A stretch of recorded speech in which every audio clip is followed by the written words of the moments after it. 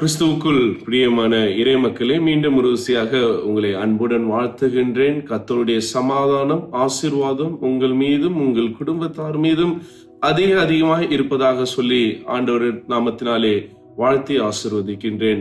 அன்புக்குரியவர்களே, இந்த 11 மாதங்கள் கடந்து இந்த 12வது மாதத்திலே ஆண்டவர் நம்மை கண்மணி போல பாதுகாத்து அழைத்து வந்து இந்த புதிய மாதத்தின் முதல் நாளை நம்மை காண செய்திருக்கிறார்.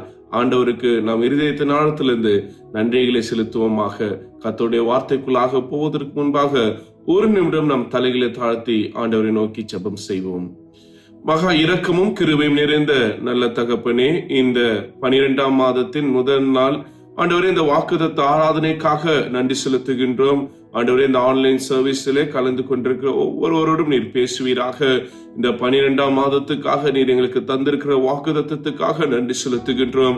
ஆண்டவரே, நீர் வாக்கு பண்ணின தேவன், வாக்குத்தத்தங்களை நிறைவேற்றுகிற தேவனாய் இருக்கிறீர். அதே வாக்குத்தத்தின்படி இந்த மாதம் முழுவதும் நீர் எங்களை வழிநடத்துமாறு ஜெபிக்கின்றோம். ஆண்டவரே, அடியனை மறைத்து நீர் வெளிப்படுவீராக. இதை கேட்கிறோட இருதயத்தில் உடைய சத்தியம் இறங்கி அவை 100, 60, 30 கனிகளை கொடுக்க இந்த மாதத்தை உற்சாகத்தோடு, நம்பிக்கையோடு, விசுவாசத்தோடு அவர்கள் நடத்த கிருபை தாரும். நீர் பேசும், நாங்கள் கேட்கிறோம். எங்கள் கற்பாரை மீட்பெருமான கடவுளே, அடியனுடைய வாயின் வார்த்தைகளும் இருதயத்தின் தியானமும் உம்முடைய சமூகத்தில் ஏற்பட இருப்பதாக. ஆமேன். கிறிஸ்துவுக்குள் பிரியமானவர்களே, இந்த 12ஆம் மாதத்தில் ஆண்டவர் நமக்கு கொடுத்திருக்கிற ரொம்ப அழகான ஒரு வாக்குத்தத்தம் பரிசுத்த மத்தேயு என்பவர் எழுதின நற்செய்தி நூல் 1ஆம் அதிகாரம் 23ஆம் வசனம். உங்களுக்காக அந்த திருமொழியை நான் படிக்கின்றேன். இதோ, ஒரு கன்னிகை கர்ப்பவதியாகி ஒரு குமாரனை பெறுவாள், அவருக்கு இம்மானுவேல் என்று பெயரிடுவார்கள் என்று சொன்னார்.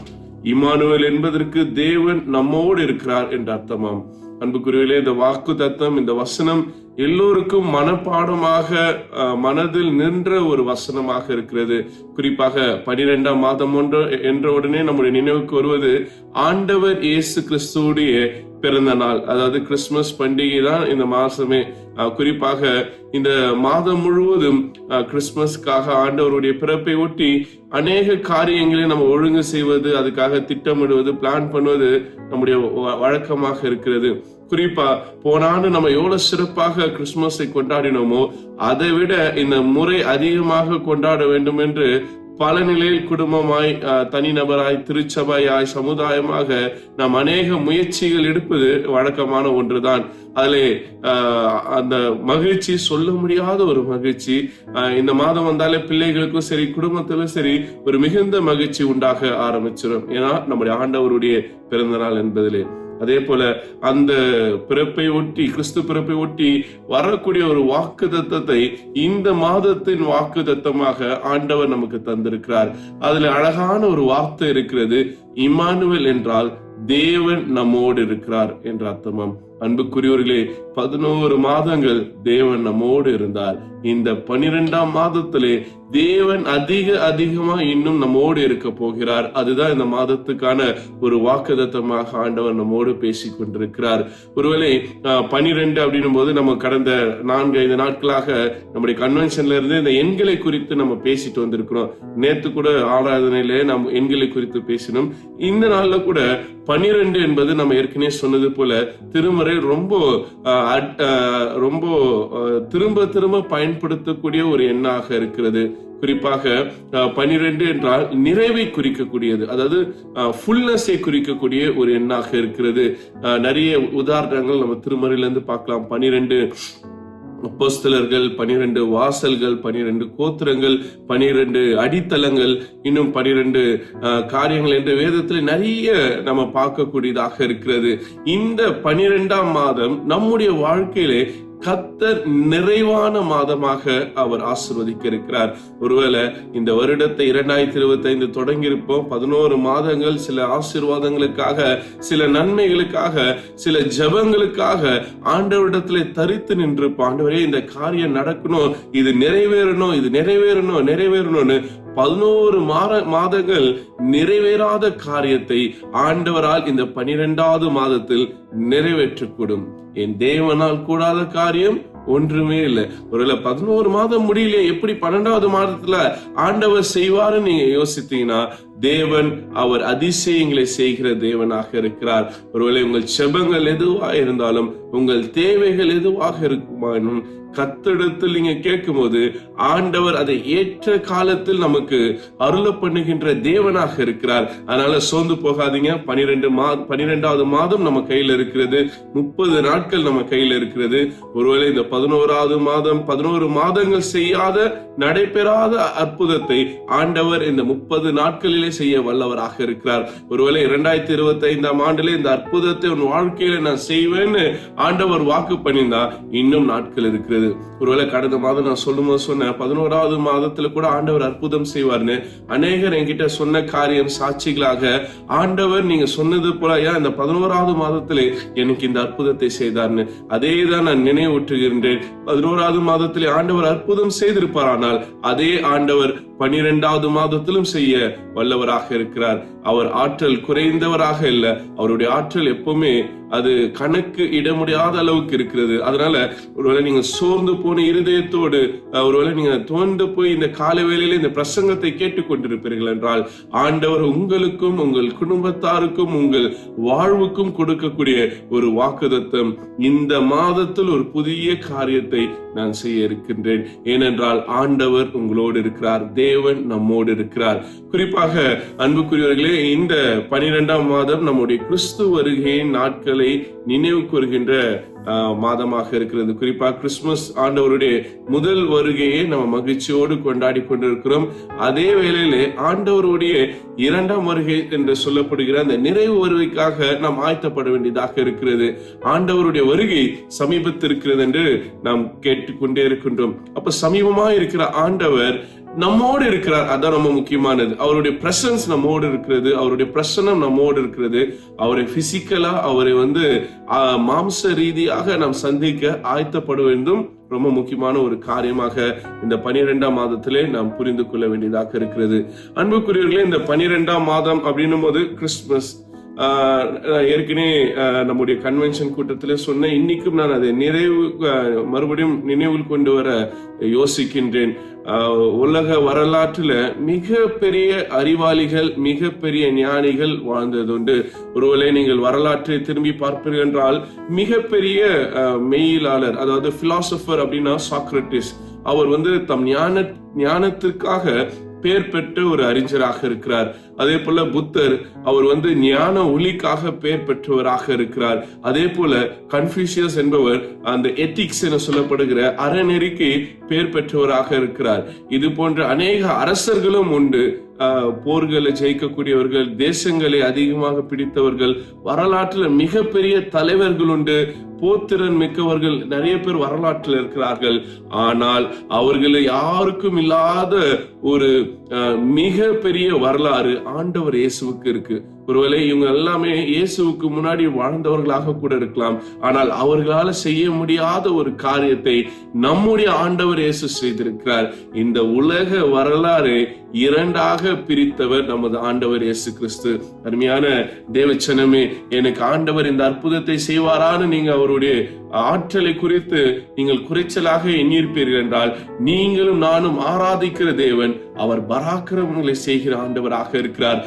அவருடைய பிறப்பு சாதாரண பிறப்பு அல்ல. இந்த உலக வரலாற்றே 2ஆக பிரித்தது. குறிப்பாக நம்ம ஒருவேளை ஹிஸ்டரியில படிக்கும் சொல்லுவோம், கிறிஸ்துவுக்கு முன், கிறிஸ்துவுக்கு பின். அதாவது கிறிஸ்து தான் உலக வரலாற்றின் மையமாக இருக்கிறார். அவருடைய பிறப்பு தான் உலகையே 2ஆக பிரித்து வைத்திருக்கிறது. உலகையே 2ஆக பிரித்த ஆண்டவரால் உங்கள் வாழ்க்கையை மாற்ற முடியும். அந்த ஒரு விசுவாசம் இந்த காலை வேளையிலே நமக்கு அதிகமாய் தேவைப்படுகிறது. ஒருவேளை நீங்க சோர்ந்து போயிருப்பீர்கள் என்றால், இந்த காலை வேளையில ஆண்டவர் சொல்லுகிறார், தேவன் நம்மோடு இருக்கிறார். அந்த ஆண்டவர், வரலாற்றை பிரித்த ஆண்டவர் நம்மோடு இருந்து நம்மோடு இடைப்பட்டு கொண்டிருக்கிறார். ஆகையால் அருமையான தேவச்சனமே, நீங்கள் சோர்ந்து போய் ஒருவேளை கவலையோடு இந்த மாதத்தை தொடங்கியிருப்பீர்கள் என்றால் உங்களுடைய சோர்வுகளை, உங்களுடைய துக்கத்தை, உங்களுடைய கவலைகளை தூக்கி எறிந்துவிட்டு, இது ஆண்டவரின் பிறப்பின் மாதம், ஆண்டவர் தம்முடைய பிறப்பின் மாதத்திலே உங்கள் வாழ்க்கையிலே ஒரு பெரிய காரியத்தை செய்ய வல்லவராக இருக்கிறார். ஏனென்றால் அவர் எங்கேயோ இருக்கிற தேவன் அல்ல, இல்லை வானங்கள் கடந்து வாழுகின்ற தேவன் அல்ல. அவர் நம்மோடு வாழ்ந்து கொண்டிருக்கிற, நம்மோடு இணைந்திருக்கின்ற தேவனா இருக்கிறார். ஏனென்றால் அதனால்தான் அவருக்கு அழகான பெயர் கொடுக்கப்படுகிறது, இம்மானுவேல். இம்மானுவேல் என்றால் தேவன் நம்மோடு இருக்கிறார். அருமையான தேவச்சனமே, தேவன் கடந்த மாதத்திலே நம்மோடு இருந்தார், இந்த மாதத்திலும் நம்மோடு இருப்பார். வர இருக்கின்ற புதிய வருடத்திலும் அவர் நம்மோடு இருந்து நம்மை வழிநடத்த வல்லவராக இருக்கிறார். இதுவரையிலே வழி நடத்திருக்கிறார், இன்றும் வழி நடத்துகிறார், இனிமேலும் வழி நடத்த அவர் வல்லவராயிருக்கிறார். அந்த தேவத்தின் மீது இன்னும் அதிகமான ஒரு விசுவாசத்தை கொண்டவர்களாக இந்த புதிய மாதத்தை நாம் தொடக்க உங்களை அன்புடன் அழைக்கின்றேன். அதே போல கிறிஸ்து பிறப்பு, இந்த கிறிஸ்துமஸ் அப்படின்னு யோசித்தோம்னா, நம்ம தியாலஜிக்கலா யோசிச்சோம்னா, இறைவன் மாம்சமாகிறார், அதாவது காட் பிகமிங் ஃபிளஷ். ரொம்ப அழகான ஒரு கான்செப்ட். எல்லாருமே இந்த உலகத்துல வாழ்றவங்க எல்லாம் நான் இறைவன் ஆகணும் அப்படின்னு தான் யோசிக்கிறோம். ஏன்னா I need to be more powerful, I need to do supernatural things. நான் இயற்கைக்கு அப்பாற்பட்ட காரியங்களை செய்யணும், நான் கடவுளை போல ஆற்றல் இருக்கணும். ஒருவேளை நான் சொன்னது போல நிறைய தலைவர்கள், நிறைய மத தலைவர்கள்லாம் அவங்க தியானம் பண்ணி கடவுளை போல மாறுவதற்காக முயற்சி செய்தார்கள். ஆனால் ஆண்டவர் இயேசுதான் நமக்கான, அதாவது அவர் கடவுளாக இருக்கிறவர் நமக்காக மனிதராக மாறினார். எவ்வளவு பெரிய ஒரு காரியம் பாருங்க. மனிதர்கள் கடவுளாக யோசிக்கிறாங்க, ஆனா அந்த கடவுளே நம்மோடு இருப்பதற்காக, நம்மோடு வாழ்வதற்காக அவர் நம்மை போல மாறி இருக்கிறார், மாம்சமானவராக மாறி இருக்கிறார். ஒருவேளை இதை அழகா சொல்லணும்னா, படைத்தவரே படைப்பாளராக மாறி இருக்கிறார். The creator becomes creation. ரொம்ப அழகான ஒரு கான்செப்ட்ல இந்த உலகை படைத்தவர் அந்த படைப்புகள் ஒருவராக மாறி இருக்கிறார். அவரை பொறுத்தவரையிலே அவர் முடிவற்றவர். ஆங்கிலத்துல சொன்னோம்னா இன்ஃபினிட்டி. அவருக்கு எல்லை என்பதில்லை, ஆனால் எல்லை இல்லாதவர், முடிவற்றவர், நமக்காக ஒரு மழலையாக, ஒரு குழந்தையாக மாறி இருக்கிறார். அதே போல அவர் இம்மார்டல், அழியாதவர், அழியா தன்மையற்றவர். அதே போல ஆம்னிபொட்டன்ட், ஆம்னிபிரசன்ட், எல்லாவற்றையும் கடந்தவர், காலம், நேரம், படைப்பு எல்லாவற்றையும் கடந்தவர், நமக்காக அழியும் காலத்துக்குள்ளாக வந்திருக்கிறார். அழியும் காலத்துக்குள்ளாக வந்து காலத்தையே இரண்டாக பிரித்திருக்கிறவர். இதற்கு காரணம் என்னவென்றால் அவர் நம்மோடு இருக்கிறார். நம்மோடு இருப்பதற்காக தேவன் நம்மை போல மாறி இருக்கிறார். அப்போ அவர் தம்மையே நமக்காக கொடுத்திருக்கும் போது நம்ம கேட்டதை அவர் கொடுக்க மாட்டாரா? இந்த 12ஆம் மாதத்திலே நம்பிக்கையோடு, விசுவாசத்தோடு ஆண்டவரிடத்துல கேளுங்க. ஆண்டவர் உங்களுக்கான காரியங்களை வாய்க்க. ஒருவேளை நான் தனியா இருக்க, எனக்கு யாருமே இல்ல, ஒருவேளை நான் சோர்ந்து போய் தனிமைப்படுத்தப்பட்டிருக்கிறேன், ஒரு மாதிரி டெஸ்டியூட்டான ஒரு நிலைமையில இருக்கிறேன், கைவிடப்பட்ட ஒரு நிலைமையில இருப்பேன் என்றால் நீங்கள் தனியாக இல்ல, ஆண்டவர் உங்களோடு இருக்கிறார். ஒருவேளை வேதத்துல பழைய ஏற்பாட்டில இருந்து ஒரு உதாரணத்தை உங்களிடத்துல சொல்ல ஆசைப்படுகிறேன். தானியேல் 3ஆம் அதிகாரத்தை நீங்கள் வாசித்து பார்ப்பீர்கள் என்றால், 3 நபர்கள், சாத்ராக், மேஷாக், ஆபேத்நேகோவை அந்த அரசர் அவங்க அவரை வழிபடல, அவங்களுக்கு மரியாதை செலுத்தலன்னு சொல்லி, அவர்களை தேவனாக ஏற்றுக்கொள்ளவில்லை என்று சொல்லி அவர்களை தூக்கி அந்த எரிகிற அக்கினியில போடுறாங்க. அங்க பார்க்கும்போது எந்த அரசர் தூக்கி போடுறாரோ அங்கே 4வது ஒருவரை பார்க்கிறார். அங்க பார்க்கும் போது அவர் ஒரு வார்த்தை சொல்றாரு. நீங்க அந்த வசனத்தை வாசித்து பார்த்தீங்கன்னா, அதாவது மனுஷகுமாரனுக்கு ஒப்பாயிருக்கிற ஒருவரை அவரோடு பார்க்கிறார். அப்படின்னா இயேசு கிறிஸ்து 4வது ஒருவராக அவரோடு இருப்பதாக அங்கே அவர் அறிக்கை செய்கிறார். இந்த நாளில், இந்த 12வது மாதத்தில் தொடங்கி இருக்கிற நீங்கள் தனித்து இருக்கப்பட்ட ஒரு சூழ்நிலையில் இருக்கலாம், யாரும் உதவாத நிலையில் இருப்பீர்கள் என்றால் ஆண்டவர் உங்களோடு இருக்கிறார். ஆண்டவர் அந்த எப்படி 4வது நபரோடு அவர்களோடு இருந்தார்களோ உங்களோடு இருந்து உங்களுக்கான காரியங்களை வாய்க்க பண்ணவராக இருக்கிறார். ஒருவேளை உங்கள் வாழ்க்கை போராட்டங்கள்ல ஆண்டவர் உங்களோடு இருக்கிறார். உங்களுடைய காத்திருப்பில் ஆண்டவர் உங்களோடு இருக்கிறார். உங்களுடைய கண்ணீரில் ஆண்டவர் உங்களோடு இருக்கிறார். உங்களுடைய மகிழ்ச்சியில் ஆண்டவர் உங்களோடு இருக்கிறார்.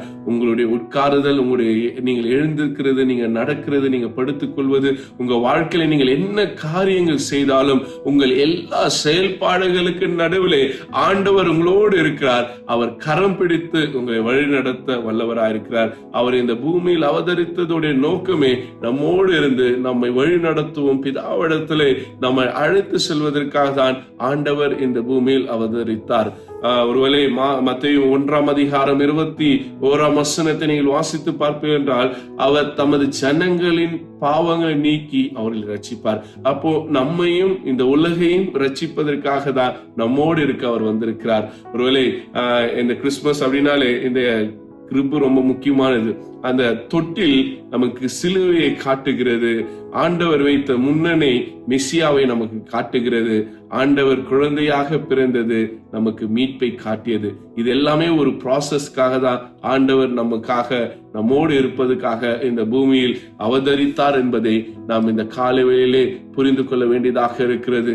அன்புக்குரியவர்களே, நிறைவாக இந்த கிறிஸ்துமஸ் நாட்களை குறித்து உங்களிடத்தில் ஒரு சில காரியங்களை பகிர்ந்து கொள்ளுகின்றேன். நீங்க என்ன செலிப்ரேஷன்ஸ் யோசித்திருக்கீங்க தெரியல, என்ன காரியங்களை நீங்கள் எப்படி ஒழுங்கு செய்ய போறீங்கன்னு தெரியல.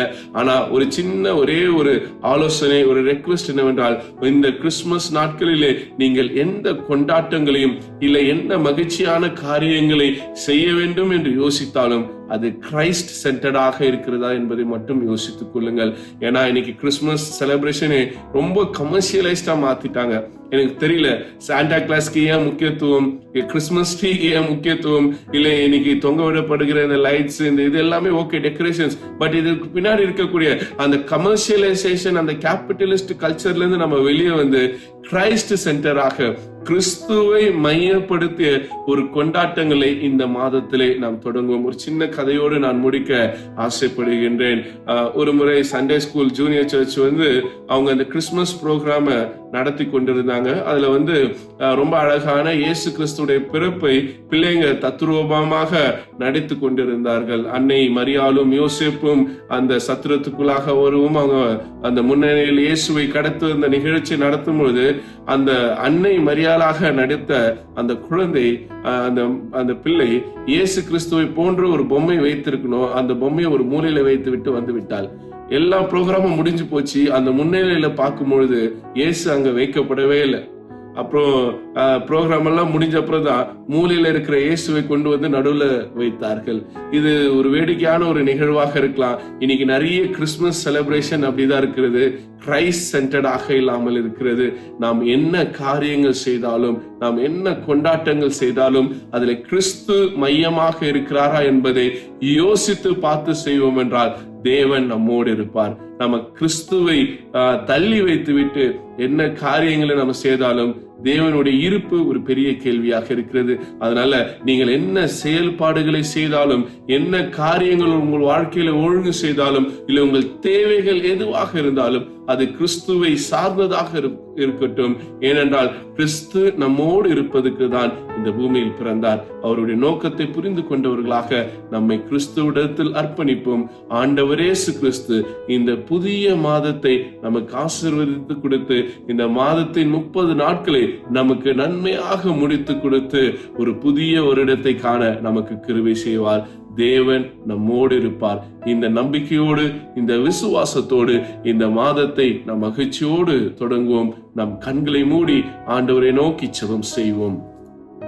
மகா இரக்கமும் கிருபையும் நிறைந்த நல்ல தகப்பனே, இந்த பரிசுத்தமான காலை வேளைக்காக நன்றி செலுத்துகின்றோம். 2025ஆம் ஆண்டை தொடங்கி 11 மாதங்கள் நிறைவு செய்து ஆண்டவரே, இந்த 12ஆம் மாதத்தின் முதல் நாள் உம்முடைய வாக்குத்தத்த செய்தியை கேட்க கர்த்தர் எங்களுக்கு பாராட்டின கிருபைகளுக்காக நன்றி செலுத்துகிறோம். நீர் கொடுத்த வாக்குத்தத்தின்படி தேவன் நம்மோடு இருப்பார் என்ற வார்த்தையின்படி ஆண்டவர் நீர் எங்களோடு இருப்பதற்காக நன்றி செலுத்துகின்றோம். கடந்த 11 மாதங்கள் நீர் எங்களோடு இருந்து, இந்த 12ஆவது மாதத்தில் நீர் எங்களோடு இருந்து புதிய காரியங்களை செய்ய நீர் வல்லவராக இருக்கிறீர் சுவாமி. ஆண்டவரே, நீர் எங்களோடு இருப்பதற்காக தான் விண்ணை உலகம் விட்டு இந்த மண்ணுலகத்தில் நீர் மனு உருவெடுத்தீர் என்பதை நாங்கள் உணர்ந்து கொள்ளுகின்றோம் சுவாமி.